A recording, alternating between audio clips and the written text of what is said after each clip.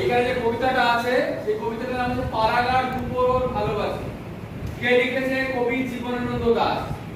জীবনানন্দ দাশ নামটা সোজা হলেও খুব বানান কঠিন। জীবনানন্দের তিনখানা দন্তন্য আছে আর দাস বানান তালিবস্য। এখানে পারাগার কথা বলা হয়েছে মানে গ্রাম, অস পারাগা যাকে বলি। দুপুরভর মানে দ্বীপ্রহর বা দুপুরবেলা। আমাদের জীবনে অনেক দুপুরবেলা আসে চলে যায়, কিন্তু আমরা দুপুরবেলাটাকে অত নজর করি না। কিন্তু কবি যেহেতু কবির মতন তার চোখ দিয়ে দেখেছেন গ্রাম বাংলার দুপুরবেলাটাকে, সেইটা নিয়েই তিনি কবিতা লিখেছেন যে গ্রাম বাংলার দুপুরবেলাটাও দেখার মতন, বোঝার মতন, বা আমরা এটাকে ইংলিশে বলি ফিল করার মতন।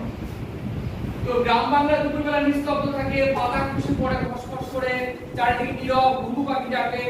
এইরকম ভাবে গ্রাম বাংলার মধ্যে যে সৌন্দর্য আছে সেটাকে কবি এই কবিতার মধ্যে দিয়ে দেখিয়েছেন। ক্লাসে আমি তোমাদেরকে এটা পড়িয়েছি লাইন ধরে ধরে, এখানে পড়ানো হলো। অসুবিধা হলে আমি আবার ক্লাসে তোমাদের অফলাইন ক্লাসে বুঝিয়ে দেবো, ঠিক আছে?